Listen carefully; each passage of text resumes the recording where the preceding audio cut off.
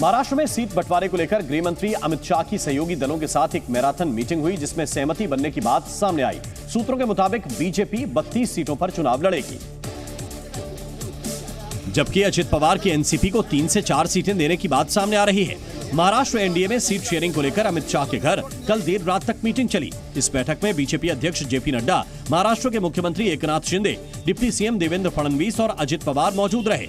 सूत्रों के मुताबिक लोकसभा चुनाव में सीट शेयरिंग का जो संभावित फॉर्मूला तय हुआ है, उसके मुताबिक एनसीपी अजित पवार गुट को 3 से 4 सीटें मिलने की संभावना है, जबकि शिवसेना के एकनाथ शिंदे गुट को 12 से 13 सीटें मिलने की उम्मीद है। वहीं बीजेपी करीब 32 सीटों पर चुनाव लड़ सकती है।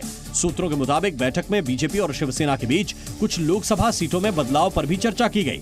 वहीं शिवसेना शिंदे गुट के कोटे के कुछ टिकट कटने की भी संभावना है। ये भी खबर है कि अजित पवार और ज्यादा सीटें चाहते हैं, लिहाजा अंतिम मोहर से पहले सीटों पर कुछ बदलाव होने की भी संभावना है।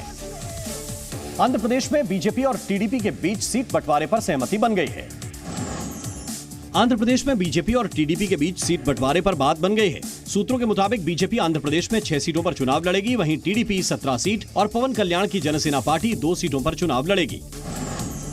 मध्य प्रदेश में लोकसभा चुनाव से पहले कांग्रेस को बड़ा झटका लगा है। कांग्रेस के वरिष्ठ नेता और पूर्व केंद्रीय मंत्री सुरेश पचौरी बीजेपी में शामिल हो गए हैं। उन्होंने भोपाल के बीजेपी दफ्तर पहुंचकर पार्टी की सदस्यता ली। उनके साथ कांग्रेस के कुछ और नेताओं ने भी बीजेपी का दामन थामा।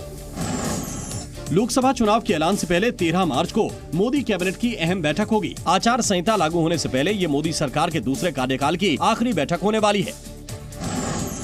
पटना के दानापुर में आरजेडी अध्यक्ष लालू प्रसाद यादव के करीबी सुभाष यादव के घर पर ईडी ने छापा मारा। अवैध बालू कारोबार से जुड़े मामले में ईडी की टीम ने बिहार में सुभाष यादव के करीब 6 ठिकानों पर छापेमारी की।